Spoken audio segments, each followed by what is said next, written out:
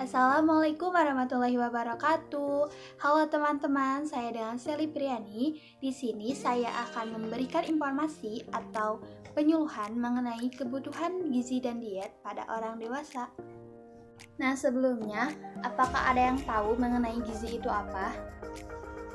Gizi adalah suatu proses organisme menggunakan makanan yang dikonsumsi secara normal melalui proses pencernaan, absorpsi, transportasi, penyimpanan, metabolisme, dan pengeluaran zat-zat yang tidak digunakan untuk mempertahankan kehidupan, pertumbuhan, dan fungsi normal dari organ-organ serta menghasilkan energi.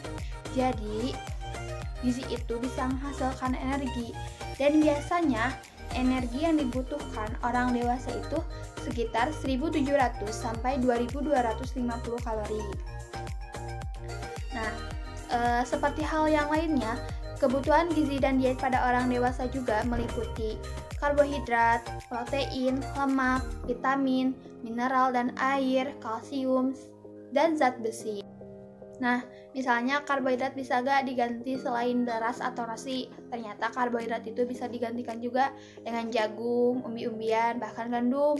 Nah, kebutuhan karbohidrat karena sebagai sumber energi utama pada usia dewasa itu sekitar 46% dari total masukan energi. Dan ada juga protein, kebutuhan protein 48-62 gram per harinya untuk perempuan, sedangkan untuk laki-laki 55-66 gram per harinya. Jadi totalnya 11% dari total masukan energi. Kalau contoh dari protein itu misalnya daging merah, susu, tempe, kacang-kacangan gitu. Terus ada juga lemak.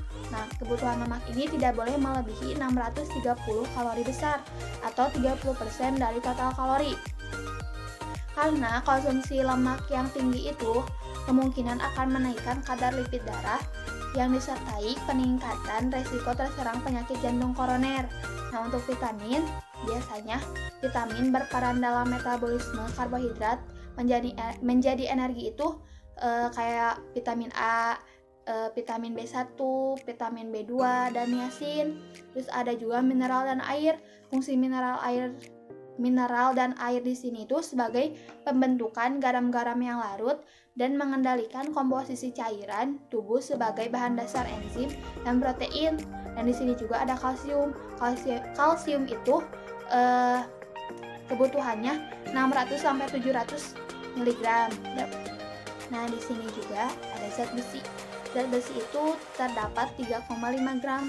3,5 gram ini dibagi kembali menjadi 70% terdapat dalam hemoglobin dan 25% merupakan besi cadangan. Jadi rata-rata besi simpanan dalam tubuh usia dewasa itu 1000 mg. Nah, di sini juga ada status gizi pada orang dewasa. Nah, status gizi pada orang dewasa itu dipengaruhi oleh banyak faktor. Misalnya, kebiasaan dalam mengkonsumsi makanan sehari-hari. Kebiasaan makanan tidak dipengaruhi oleh zat-zat gizi yang terkandung pada makanan. Orang dewasa cenderung tidak memperhatikan asupan makanan. Umumnya, orang dewasa lebih suka mengkonsumsi makanan berlemak, gurih, dan manis. Nah, bisa juga senang dengan makanan junk food gitu atau makanan cepat saji. Sementara makanan kaya serat seperti sayur dan buah diabaikan.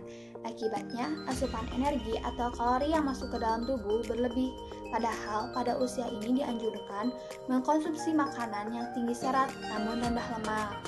Nah, dikarenakan pertumbuhan dan perkembangan di sini tidak lagi terjadi dan hendaknya pemenuhan zat gizi dipusatkan untuk pemeliharaan kesehatan agar terbentuk status gizi yang baik. Status gizi adalah keadaan tubuh yang merupakan hasil akhir dari keseimbangan antara zat gizi yang masuk ke dalam tubuh dan penggunaannya. Nah, pertanyaannya, berarti kita harus banyak-banyak makanan yang bergizi ya? Tidak juga, karena sesuatu yang berlebihan itu ada dampaknya. Misalnya, akibat berlebihan, orang tersebut akan menjadi gemuk. Kegemukan mempengaruhi umur rata-rata seseorang dan beresiko untuk terjadinya penyakit degeneratif seperti diabetes mellitus, hipertensi, penyakit jantung koroner, artritis, bahkan kanker. Nah, jadi kita tuh harus kayak gimana dalam mengkonsumsi makanan yang bergizi? Nah, intinya makanan itu harus seimbang, jangan sampai kekurangan juga. Karena menurut Cakrawati tahun 2012, dampak kekurangan gizi pada orang dewasa yaitu penurunan produktivitas kerja dan derajat kesehatan karena disebabkan oleh kekurangan sumber energi secara umum dan kekurangan sumber protein. Nah, apabila kalian mengalami kekurangan karbohidrat, kalian akan mengalami malnutrisi, kurus, lemah, tidak ada energi, gangguan metabolisme otak, bahkan busung lapar. Nah, untuk kekurangan protein ini bisa menyebabkan mudah sakit, gangguan metabolisme tubuh. Kalau kekurangan lemak bisa menyebabkan busung lapar, kekurangan vitamin larut dalam lemak, penurunan daya tahan tubuh, kurang tenaga, bahkan gangguan tumbuh kembang.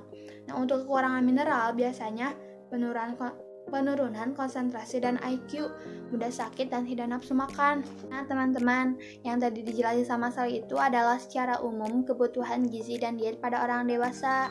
Nah, mungkin cukup itu aja sih. Yang penting kita harus jaga kebutuhan gizi dan diet yang sesuai gitu.